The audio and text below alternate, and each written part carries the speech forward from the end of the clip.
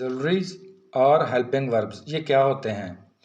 Helping verbs किसी फ़िक्रे में ज़माने का तयन करने में प्रिंसिपल वर्ब की मदद करता है। मसलन मैं एक मज़मून लिख रहा हूँ, आई एम राइटिंग एन एसे। अब इसमें जो इस सेंटेंस में एम जो है ये बतौर इमदादी फ़ेल यहाँ पर यानी हेल्पिंग वर्ब के तौर पर इस्तेमाल हुआ है। Note, am, is, are, was, were, has, have, had, will, shall तमाम ऑक्सिलरी वर्ब्स हैं। प्रिंसिपल ऑक्सिलरीज ये क्या होते हैं? Be, is, am, are, was, were, been, have, has, had, do, does, did, इन सब को प्रिंसिपल ऑक्सिलरीज कहते हैं क्योंकि इमदादी फ़ेल के तौर पर भी हम इनका इस्तेमाल करते हैं और मेन वर्ब के तौर पर भी इनका इस्तेमाल किया जाता है। मसलन आई एम सॉरी, यहाँ पर जो एम है ये मेन वर्ब है। I am writing a letter, यहाँ पर जो एम है ये हेल्पिंग वर्ब है। ये मॉडल्स क्या होते हैं? जिस तरह से मैंने आपको पहले ऑक्सिलरी वर्ब्स के मुतल्लिक़ बताया था, आज मॉडल्स के बारे में बताता हूँ। शुड, वुड, शैल, विल, इसी तरह से कैन, कुड, मे, माइट और मस्ट, ये जितने भी हैं लफ्ज़ आपके सामने मैंने बोले ये मॉडल्स वर्ब हैं।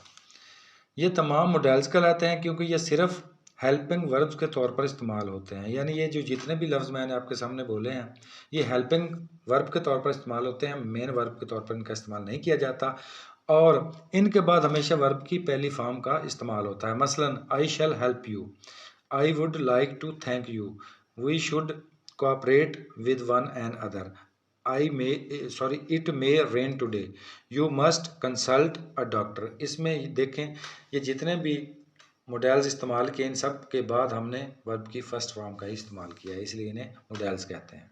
आपको बताता हूँ एडवर्ब के मुतल्लिक़ कि एडवर्ब क्या होता है। एडवर्ब ऐसा लफ्ज़ जो किसी वर्ब की किसी एडजेक्टिव या किसी और एडवर्ब की वजाहत करे। मसलन उसने दरवाज़ा एहतियात से बंद किया, ही क्लोज द डोर केयरफुली। अब यहाँ पर ये जो केयरफुली है ये एडवर्ब के तौर पर इस्तेमाल हुआ है।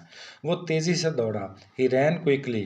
एडवर्ब ऑफ मैनर यानी मैनर के हिसाब से एडवर्ब क्या होते हैं? ये हमें बताते हैं कि कोई काम कैसे या किस अंदाज से होता है या हुआ होगा। मसलन वो अपना काम ईमानदारी से करता है, ही परफॉर्म हिज ड्यूटी ऑनेस्टली।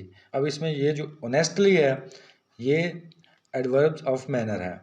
उसने आहिस्दगी से गाड़ी चलाई, ही ड्रोव द कार स्लोली। अब इस सेंटेंस में जो स्लोली है ये एडवर्ब ऑफ मैनर है। एडवर्ब्स ऑफ प्लेस क्या होते हैं? ये हमें बताते हैं कि काम कहाँ होता है या हुआ होगा, यानी ये तीनों टेंसेस की बात यहाँ पर आपको बताई जा रही है। मसलन यहाँ खड़े हो जाओ, स्टैंड हेयर। अब यहाँ पर ये जो हेयर है ये एडवर्ब ऑफ प्लेस है। एग्जाम्पल नंबर 2, उसने ऊपर देखा, ही लुक्ड अप। इस सेंटेंस में जो अप है यहाँ पर उर्दू में ऊपर है ये एडवर्ब ऑफ प्लेस है। नंबर 3, अंदर आ जाओ, कम इन, एडवर्ब्स ऑफ टाइम।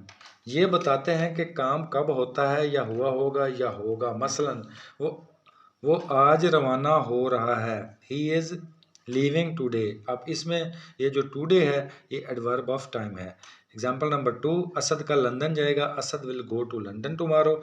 मैं ये पहले सुन चुका हूँ, I have heard this before. अब इसमें ये जो बिफोर है ऊपर टुमारो है ये सब एडवर्ब ऑफ टाइम है।